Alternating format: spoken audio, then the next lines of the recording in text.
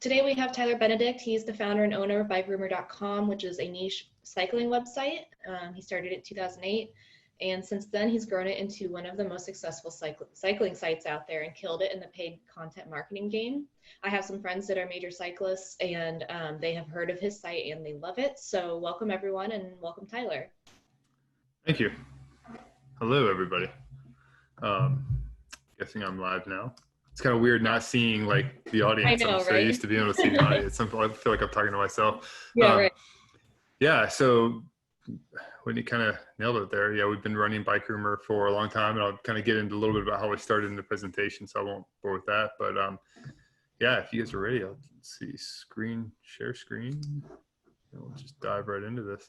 All right.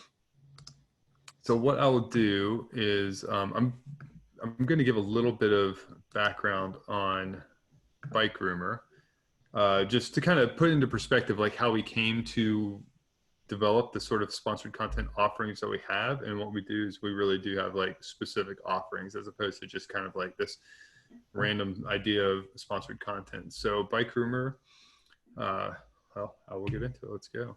Hitting the wrong button. I've got two screens so I can see my notes and hitting the wrong button on them. Here we go. So how many of you are killing it with paid content? We are now, but we were not. We were very late to the content marketing game. It's because I'm basically late to everything. So this is what I would do like all the day, is just produce as much content as possible. So I launched Bike Room in 2008, basically because I didn't want to go get a real job. And so by we, I really mean like me. I was literally just like, how much content can I possibly dump into this page to try and get more and more eyeballs to my page? And once you do that, once you set up a blog, as you all probably know, you can get Google ads, no problem, right? Everybody can get AdSense ads running, but they pay next to nothing and stuff. And so we also started getting the opportunity to review stuff. People would send us things.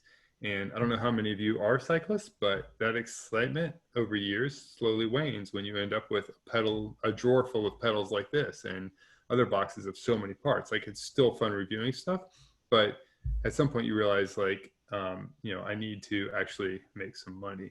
So we became a lot more laser focused on what we were doing. And sorry, again, wrong screen. Sorry. Really laser focused instead of trying to cover like every single thing that had to do with cycling, like from racing news to advocacy and everything else.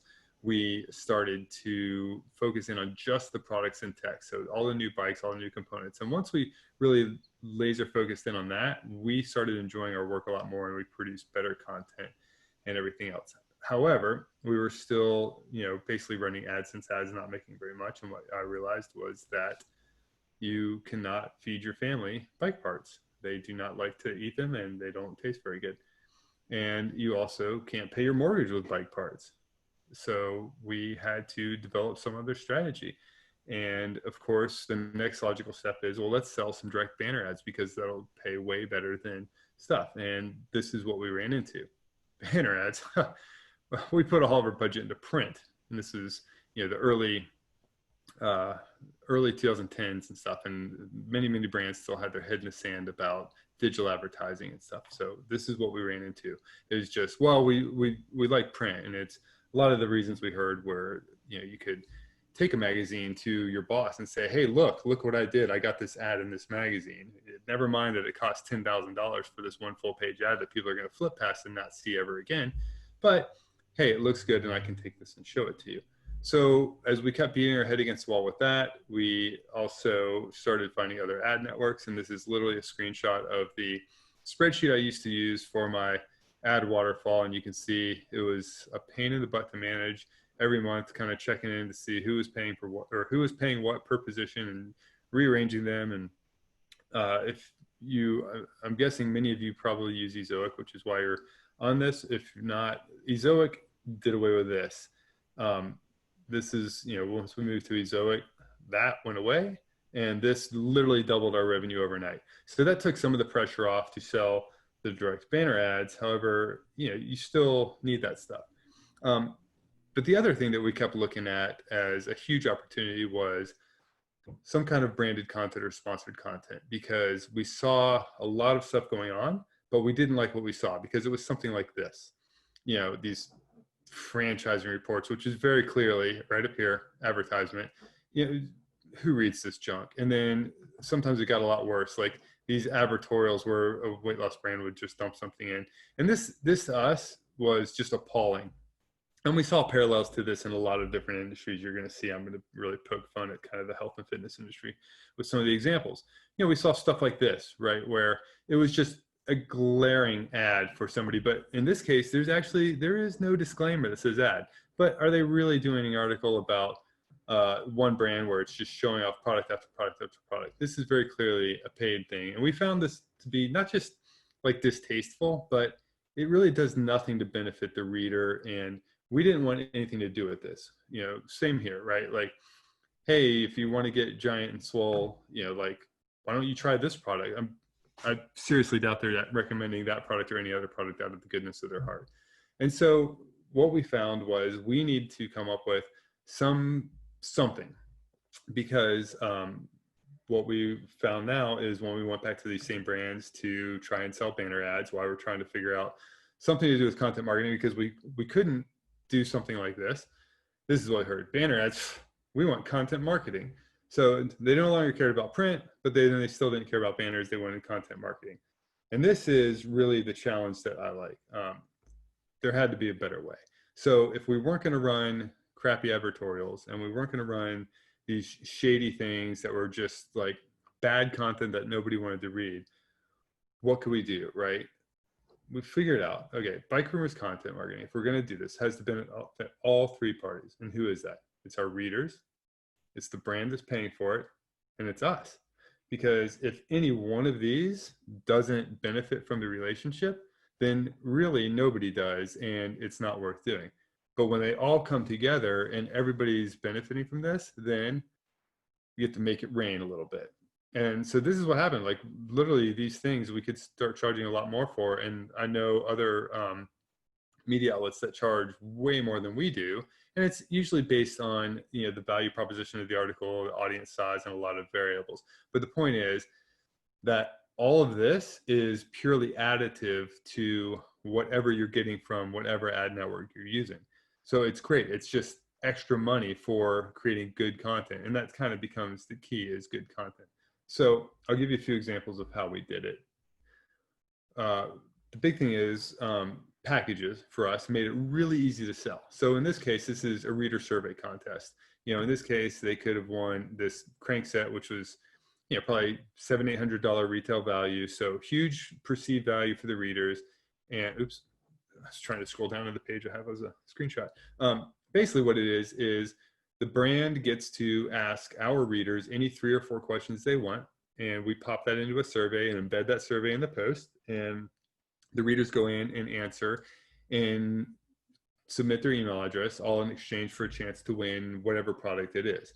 And so what happens here? The readers like it because they get a chance to win something.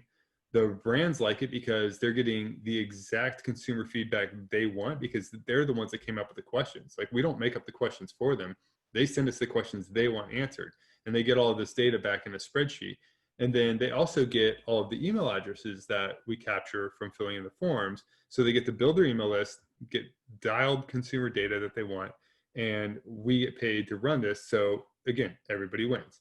Okay, the next example sort of flips that 180 degrees, where the readers get to ask the brands questions. And so we run this, we call it our Ask a Stupid Question series. It's basically an Ask Me Anything. So we get a brand on board to sponsor it, and we put out a call on social and on our site the week before and say, hey, next week, in this case, Pivot Cycles is going to answer your questions about blank. It could be suspension or carbon fiber frames, whatever it is. We narrow the conversation a little bit so that it's focused. And then we let people send in their questions. We give them about a week. We compile all the questions. We send it to the brand. And then the brand has a few days to answer it all, send us back some images, and we create a really killer post. So how is everybody winning here? The readers win because all of a sudden they have access. Like, we've just given them direct access to the brands that they love, right? And so they feel like they're being heard and they love it because they can get their questions answered. The brands love it because they get to find out exactly what people are wondering about their products, about their company, about their technologies. So for them, like, you can't get more focused research than this for the price that we charge. Like, it's like pennies on the dollar for what you'd pay anywhere else to get this kind of market research. And then for us, it's amazing content because it's kind of like using askthepublic.com or the Google search trends and all that to figure out what people are asking. Like, these are the questions people are asking. And so we now have this as highly SEO beneficial content on our site that's going to live there for years and drive traffic, just compound the traffic to our site. And we got paid to do it. So all three parties win. Some of the other stuff we've done are tech series, which, we'll get a brand to sponsor. Like, for a while, we did a multi-part tire tech series where it's just like covering the different topics of tire construction. And we got this brand to sponsor it. And what this brand got out of it was a lot of product placement, and they were the ones answering all of the questions about, that we had about different tire technologies and construction, all that stuff. So it's a lot of implied endorsement in that you're only seeing their tires being used as the examples to illustrate these the answers, but it's also their people are the ones answering the questions. So they are building their brand authority and positioning themselves as the expert on that category. So it's not an advertisement, it's just the opportunity for them to provide a lot of value to our readers without having their brand and their messaging diluted by competing brands.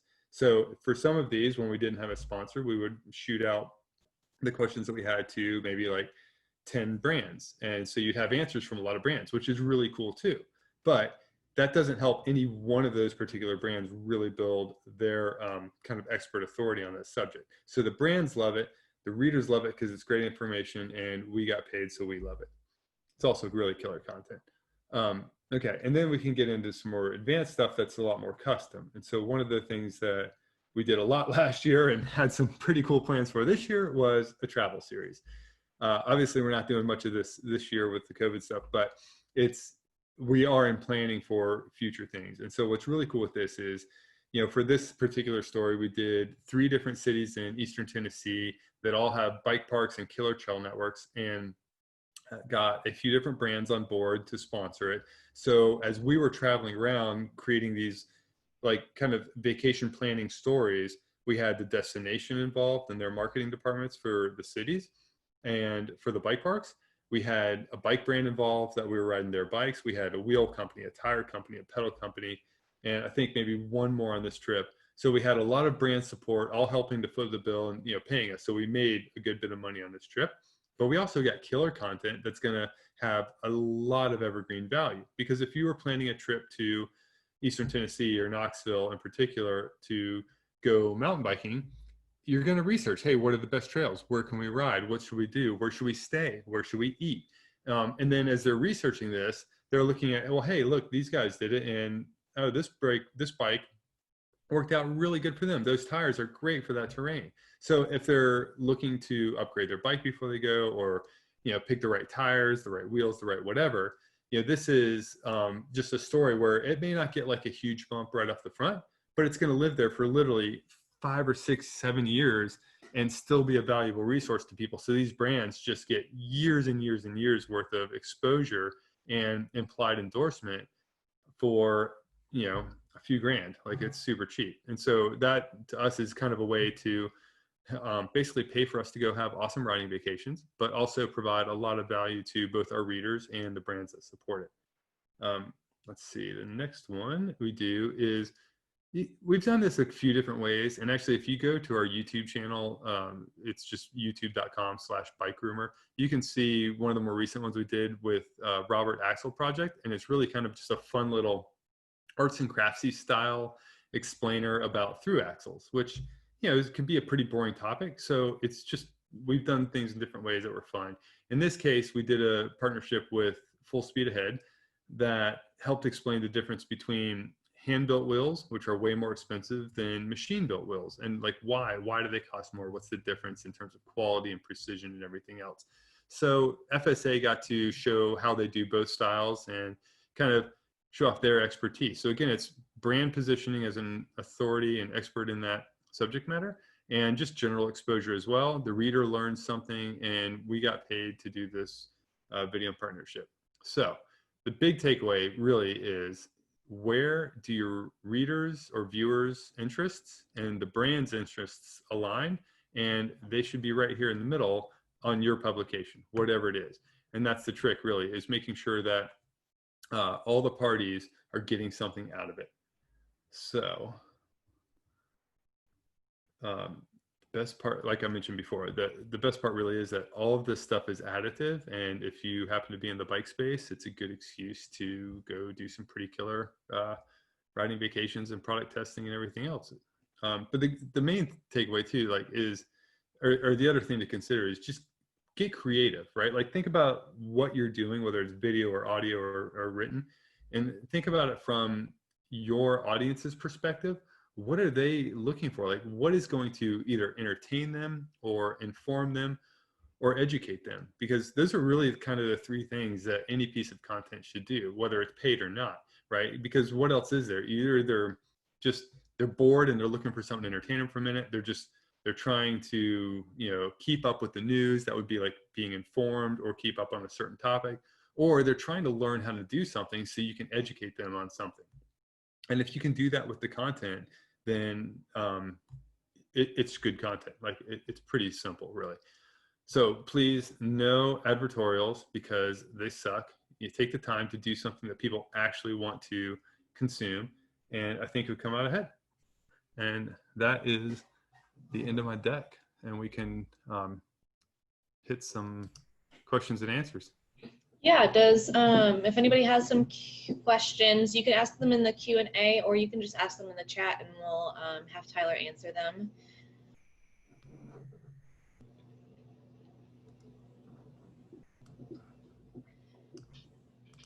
And I forgot to put up a slide. Let me drop this in. I'm going to drop a link into the chat for a second too.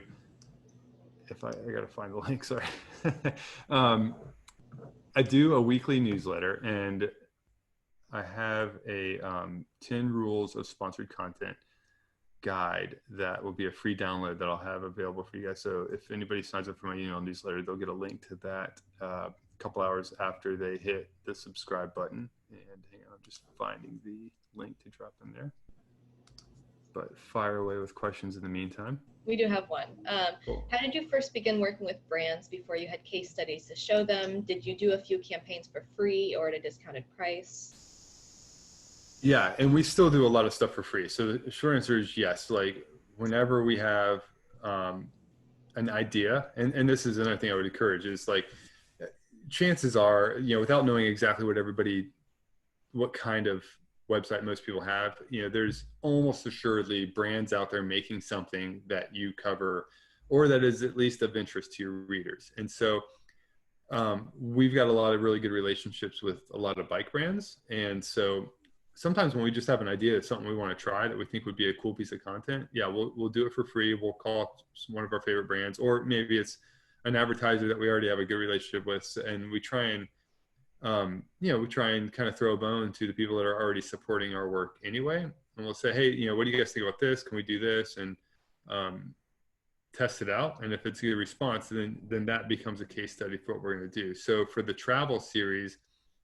we go on a ton of trips anyway. A lot of times their brand product launches, or occasionally they're actually like tourism things where like a city or an area will bring us in to do, check out the area and stuff. So we did a few of those, and we just wrote travel stories on those so that we had something to show people, what we could do. And that's really kind of the best way to show it too. And then sometimes it's just, you can show concepts. So like if you check out that Axel video, I'll just drop our YouTube link in here too. That was just, I'll type in so you guys can kind of check out too. There's that SlideShare video that does the doggo ones. I don't know if you guys have seen that. I can't. It's not SlideShare. It's I'm gonna find it and I'll put a link in real quick. But we show them, say, hey, look, we really like this, we think this is fun, and we really like this, we think this is fun.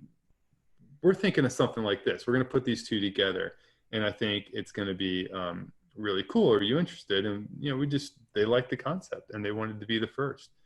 Hang on a second. Slides. That is definitely not what I was looking for. Oh, I know what it is. It's charts. Hang on. So yeah, so that's it. And then really, like, when we here we go. Okay, so I would just recommend this for anyone anyway. Just search Lucid Chart Doggo on YouTube, because it's literally like the most brilliant piece of content marketing I've seen, because it's just fun, and people, you may never do a lucid chart in your life, but it's just so entertaining. So we combined that with and then search 5-minute crafts on YouTube. And the latter of that, my daughter just watches and will just be mesmerized for hours, and it's just very visual. There's no voice, music playing over it. So what we wanted to do is something that combined the two of those. And if you go to youtube.com/bike groomer and look for Through Axles Explained or something like that, that's the one that we kind of took those two concepts and combined them.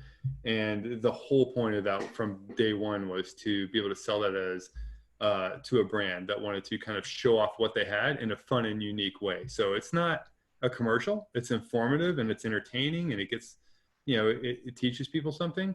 But then at the end, you're like, oh, this is one company. They make every single one of those. Okay, well, yeah, next time I need an axle for my bike, that's where I'm going to go, because they make all these things. And trying to think, like, what was the rest of the question? Is we've done, so I started Bike Room in 2008. So really, it's only been the last 2 years that we've done any kind of paid content stuff. So essentially, those first 10 years was us proving that we could create really good content and tell really good tech stories and really explain deep technical concepts and product designs and the engineering behind it and all this. So if the rest of your content isn't up to par and it's not interesting to people, then you're going to, I think, have a really hard time selling it anyway.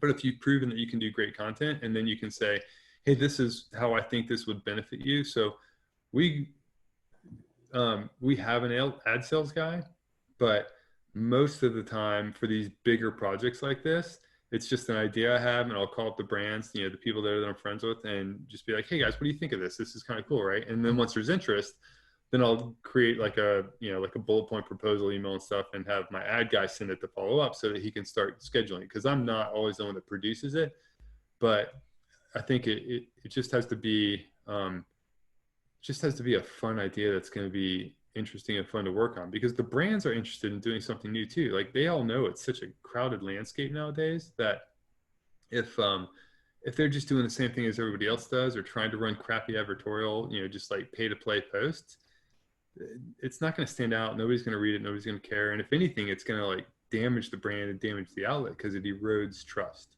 So yeah, that was actually one of my questions was going to be, is it mostly you seeking out these campaigns, or do you have someone on your team that's kind of in charge of keeping this going, or is it just kind of you think of something? yeah, unfortunately, it's me, and this isn't a knock to my team at all. I do have one of the girls that writes for us has come up with some pretty cool things, and she's working on a few projects. But yeah, it tends to be I come up with most of the ideas, and it's not because I want to. It's just the way it's working out right now. I would love to have somebody on board that was like, I could just call them my special project person, and that's what they did, was develop these types of projects.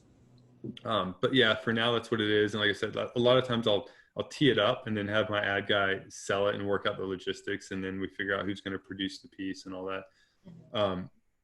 Yeah, that's kind of where it is right now. Okay.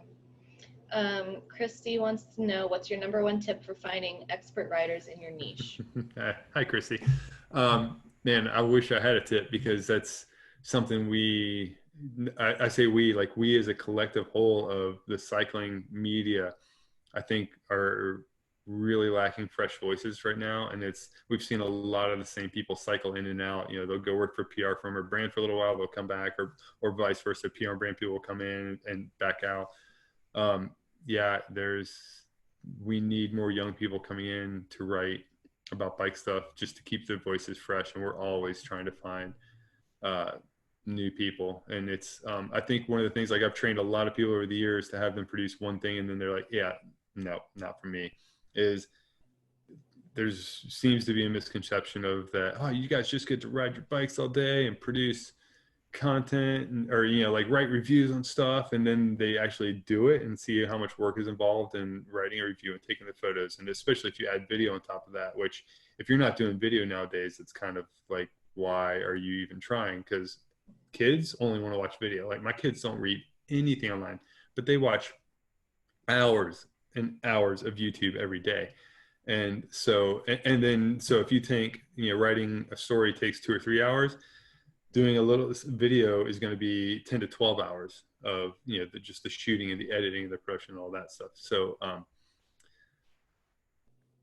yeah, that was sort of a long roundabout way of saying it's really hard to find good people to write, because the economics of online media are still very tough to be able to afford to pay very much per article. And so it's just kind of tough to attract people too when you can't pay a whole lot for that. Like it has to be a labor of love, or you just have to have people that are willing to really bust their ass and produce consistently and in quantity and quality. So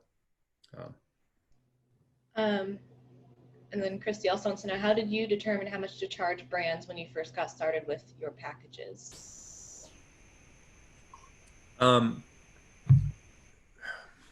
two answers to that. So I unfortunately apply my own value ideals to what we charge, and I'm a pretty frugal person, so I don't charge enough for what we do.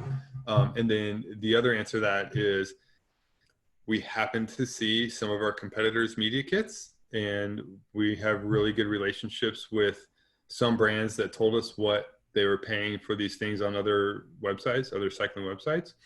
And it really opened our eyes as to how much we could charge.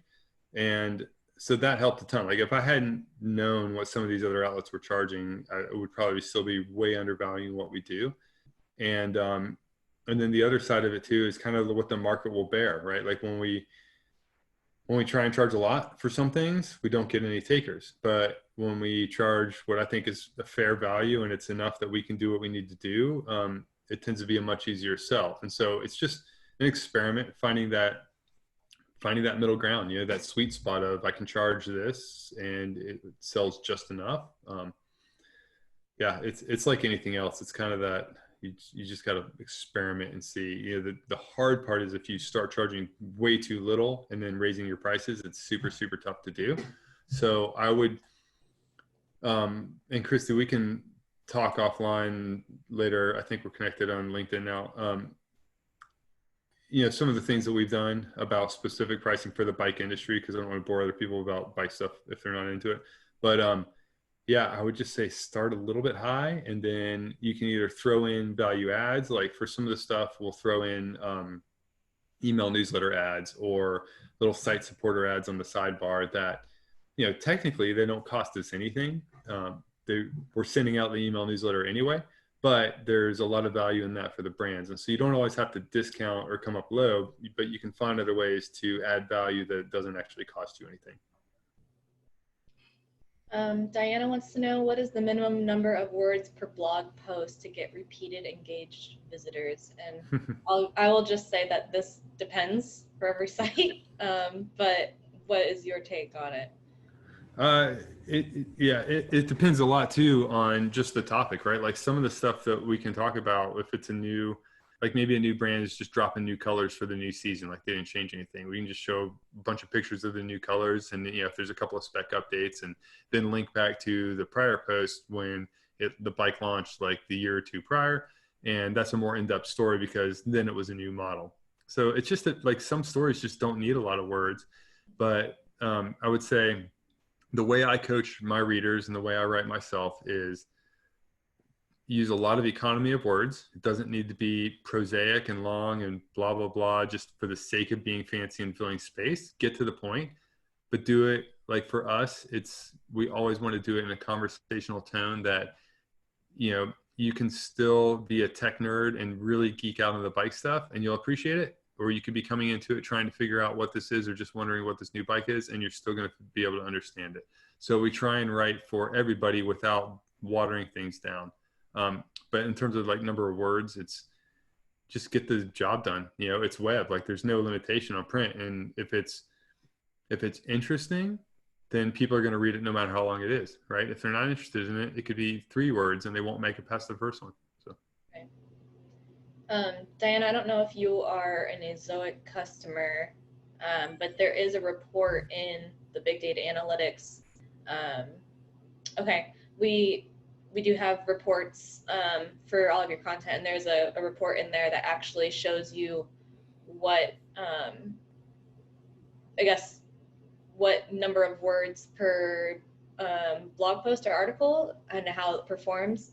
So maybe it's like 500 or 750 is your kind of sweet spot number. But that's also how people can kind of figure that out. Anybody else have any questions before we sign off here?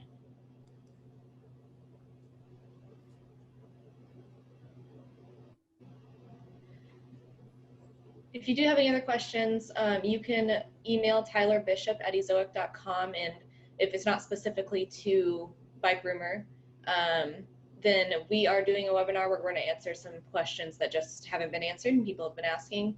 So you can email your questions to that. I don't know if you have a way that you would like people to ask you questions if they are more specific to this presentation. the best thing would do that, hit that link to subscribe to my newsletter, because you can just hit reply to any of those, and it goes straight to me. So, yeah, that would work. I can pop that in again real quick, just so it's down at the bottom there. But yeah, and it's kind of fun. You can always unsubscribe if you don't like it. But yeah, so just want to thank everyone for joining, and thanks so much, Tyler. Awesome. Thanks. See you.